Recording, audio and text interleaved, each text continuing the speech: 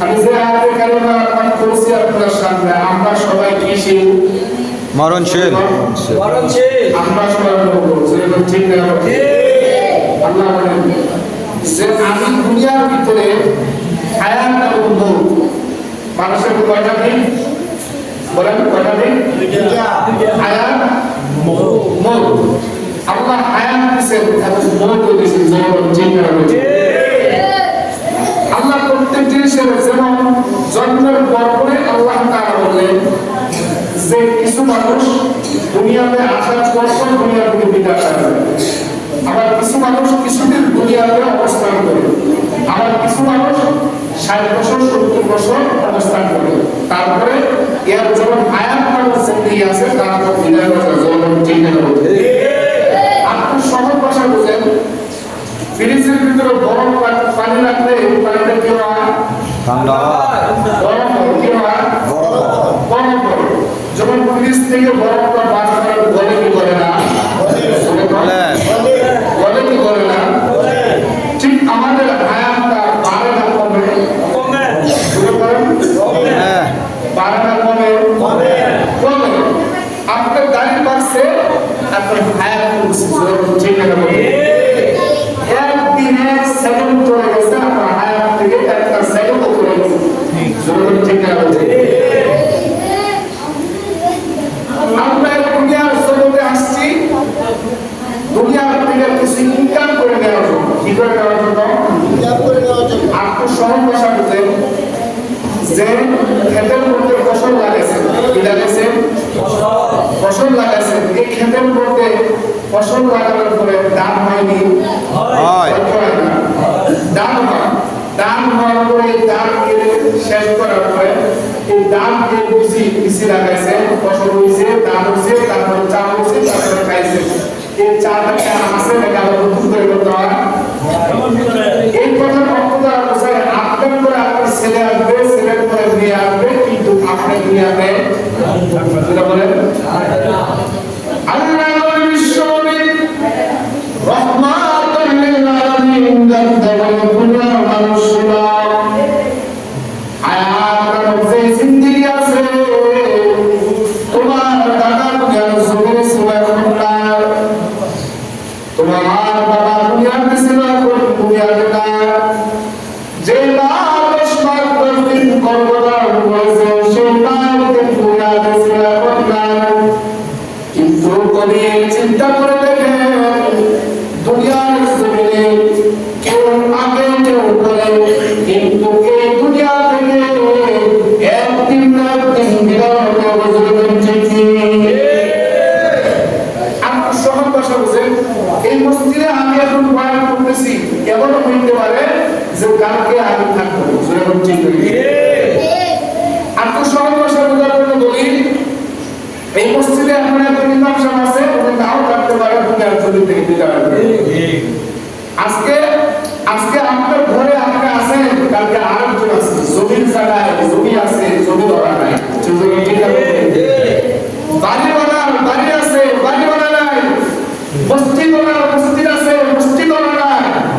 ঠিক তদ্রূপ এই দুনিয়া থেকে কিছু ইনকাম করা যাওয়ার রাস্তা হলো সহজ রাস্তা, সিরাতুল মুস্তাকিম।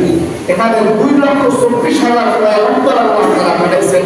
ওই শুনেন, 2,24,000 পয়গম্বর পাঠিয়ে আল্লাহ এলান করে দিয়েছে দুনিয়াতে থাকার জায়গা, থাকার জায়গা সেরকম আমাদের নবী সরকার দুনিয়ার বাদশা হায়াতের জিন্দেগি বছর 63 বছর, 5 বছর, 60 বছর। আর নবীর বয়স 8 বছর থেকে আরো বেশি, কিন্তু মুসা নবীর বয়স বেশি হলে কি হবে? আবার 63 বছর জিন্দেগির ভিতরে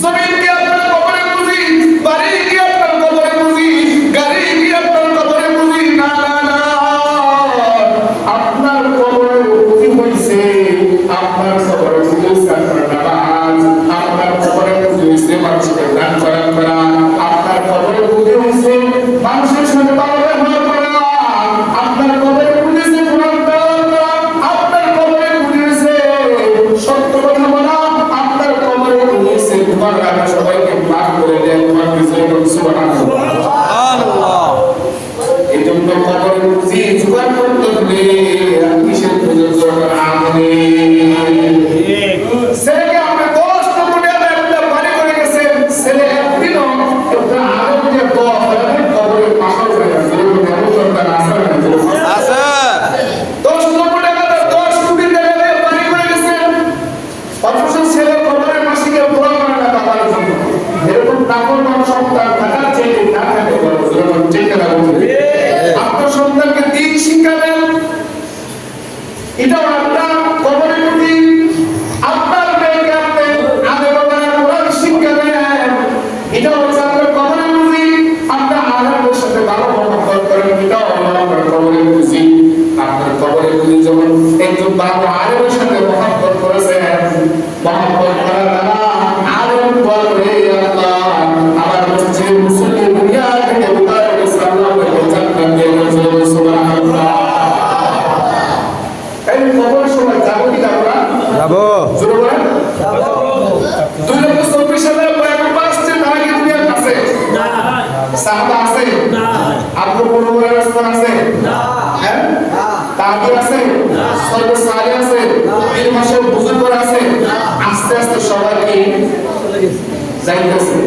এমন বলেন তো আগেকার জমানার মানুষ যেই পরিমাণ আমল করতো, আমার জমানার মানুষ সেই পরিমাণ আমল করে কথা বলেন না। আগের জমানার যে আলাদা যে মানুষ তাদের ভিতরে ছিল হিংসা অহংকার ছিল না, এখন আসলে নাই আমাদের হিংসা আছে। হিংসা করলে আমল কবুল হয়? আপনারা তো বলেন হিংসা করলে আমল কবুল হয়? হিংসা করলে আমল কি হয় না?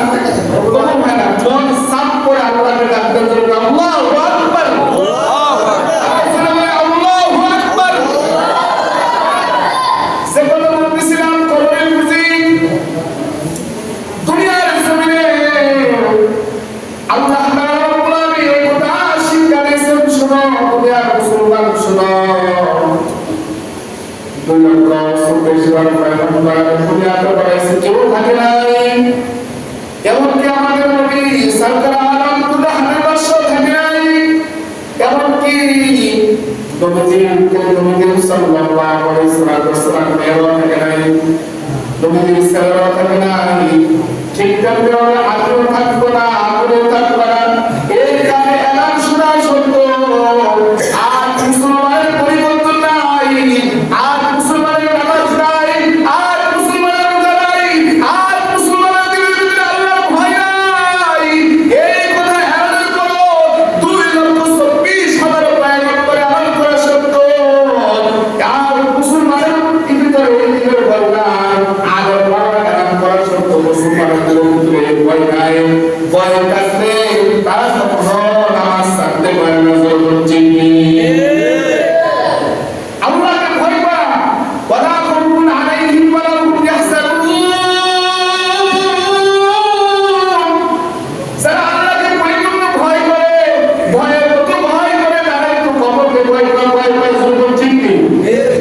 শাহাদাতিন হারমাতি বাবার কারু পাপন কারু পর, কারু আবার গুনেরি বাগা, কারু বাহরে জাহান্নাম। কারোর জন্য কবরটা জাহান্নামের গর্ত। হে যুবক ভাই শুনেন, হে মুমিন ভাই শুনেন, হে ইমানদার ভাইরা শুনেন। আল্লাহর নবী বিশ্বনবী রাহমাতুল্লাহ আলাইহি কবরের পাশে গিয়ে বসে কান্না করতেন। আপনি শুনলেন যদি আমার ঘরে আসে, যখন আপনি ভয়ের কথা আপনাকে শিক্ষা দিয়ে যায়, শুনেন। আল্লাহ রাসূল যখন কবরের কথা বই পাইতেন, সাহাবারা কবরের কথা বই পাইতেন, কিভাবে বই পাইতেন? জুমার দিন আসলে প্রতিদিন ফজর নামাজের পরে কবরের পাশে গিয়ে দাঁড়াইতেন, কবরের ভয় আসে। সুবহানাল্লাহ। দেখবেন কবরের পাশে গিয়ে দাঁড়ায়, কবরের ভয় থাকে, মনটা নরম হয়, মনটা শীতল হয়। যে খাইলে আমার বাবা তো আমারে রাত প্রতিদিন মজা নিয়ে আসবেন, রাত প্রতিদিন বাবা আমাকে ঘুম থেকে উঠায় খাবার খাওয়াবেন। আজ আমার বাবা আমার খবরে শুয়ে গেছে, আজ বাবা খবরে ঘুমাই গেছে। আর যদি মন ভালো না হয়, আপনার মহল্লাতে যদি কোনো ব্যক্তি দুনিয়া থেকে বিদায় নেয়, তার জানালা দিবেন, দেখবেন মনটা গরম হয়ে গেছে। এত পরিণাম না হয়, তার কাপড় গরম করাবেন। এত পরিণাম না হয়, তার গোসল করাবেন। আর মনে মনে ভাববেন, আমার মসজিদে আমার নামটা আরাম হয়ে যেতে পারে, আমার নামটা কবরে মসজিদে আরাম হয়ে যেতে পারে। আর আমি ওনাকে গোসল করা করছি, কাল আমাকে কে যাবে গোসল করা? এত যদি মন গরম না হয়, এত যদি মন গরম না হয়, কবরের পাশে গিয়ে কবর খুলবেন, কবরের পাশ খুলবেন। এটা মুমিনের জন্য সুন্নাত, এটা মুমিনের জন্য দায়িত্ব। একটু মহল্লার লোকদের দুনিয়া থেকে বিদায় নেয়, তার কবর খুলে দেওয়া, এটা হচ্ছে মুমিন ব্যক্তির জন্য দায়িত্ব।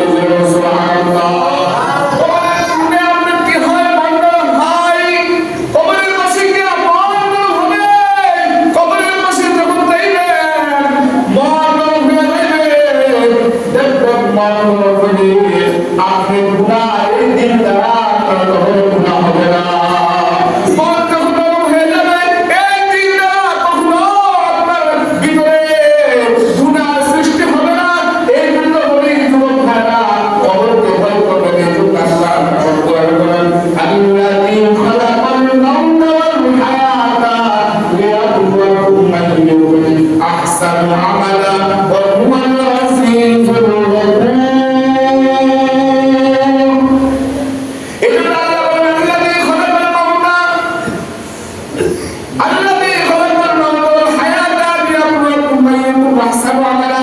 আমি আল্লাহ হায়াত দিছি, মওত দিছি, কিন্তু এখান থেকে শিক্ষা গ্রহণ করবা, কিছু কবরের পুঁজি জোগাড় করবা। কবরের পুঁজি কি ভাই বলেন? কবরের পুঁজি পয়লা নাম্বার, কবরের পুঁজি নামাজ জগৎ চিন্নি। নামাজের মধ্যে পড়বা, খুশি করে নামাজ পড়বা, নামাজের মধ্যে ফিরস্তি নামাজ পড়বা। বলে পড়বা, আমার আল্লাহ পাক আমার কুদরতি সামনে দাঁড়ায় আছে। সাহাবায়ে এরকম ভাবে নামাজ পড়তেন, জানেন কি নামাজ পড়তেন? নামাজ পড়ে আল্লাহু আকবার নামাজ পড়তেন। যেরকম একটা পাখি যদি আপনার মাথার উপরে বসে সাহাবীরা বলতেন যে পাখির মনে মনে ভাবতেন যে এটা ডাকটা মতো হয়ে গেছে, ডাকটা মতো বিপদ হয়ে গেছে। অথচ ঘুরতে ভাবে নামাজ পড়তেন, মাথার উপরে পাখি বসত।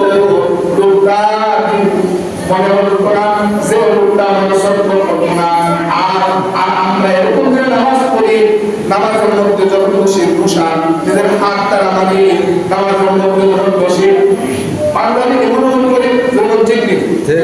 আমরা নামাজ পড়ি না, নামাজের মধ্যে এই যে কাজ করি, নামাজের মধ্যে যে মোবাইলের টিপ দেই, নামাজের মধ্যে এরকম করে নামাজ পড়া। সাহাবীরা নামাজ পড়তেন, কিতাব আসছে, তারা মূর্তির মতো এভাবে দাঁড়ায় যেতেন, যে দাঁড়ায় সুন্দর করে দাঁড়ায় নামাজ পড়তেন, যে লোকটাকে জীবিত না মৃত জয় করতেন। লোকটা কিন্তু মৃত না জীবিত, কিন্তু আল্লাহ ধ্যানে চলে। লোকটা মৃত না জীবিত বুঝলেন না, কার ভয় সামনে আল্লাহর ভয় করতেন। সুবহানাল্লাহ। আপনারা এরকম ভয় করতেন। আর সেজদার সময় সেজদার দিক তাকাবেন, নাকটা দিয়া। আর যখন নামাজে দাঁড়াবেন সামনের দিক তাকাবেন, আর যখন রুকুতে যাবেন পার দিক তাকাবেন।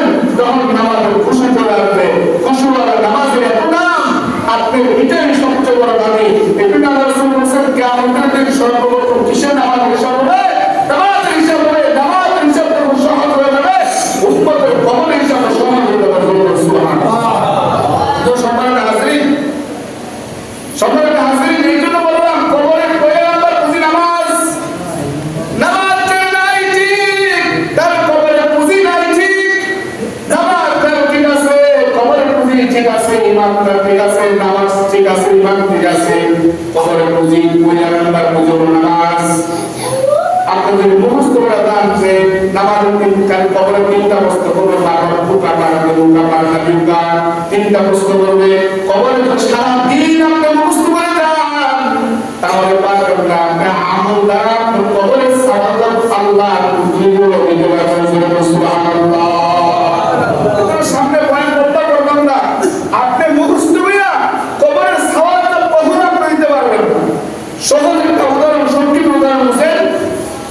আপনি পয়লা পরীক্ষায় পাস করতে পারবেন না, পরীক্ষা যখন লিখতে যান মদত ভেঙে শুরু করেন। আল্লাহ স্বাক্ষর ভেঙে বড় রাখার ক্ষমতা কার? আল্লাহ এখানে বয়ান করতেছি, আমার একটা কথা বলার যোগ্যতা আমার নাই। আমি এখানে কি বলবো এটা আল্লাহর তরফ থেকে আসে। তোর ঠিক না ঠিক? এলহাম কি? এলহাম কি বলা হয়? এলহামের দরজা খোলা, নবীদের দরজা বন্ধ। কথাটা বুঝতে পারছি? জীবনে এখন আসবে না, আমরা সরাসরি যাদেরকে দেখবেন শুরু বাচ্চারা 2 বছর বয়স 1 বছর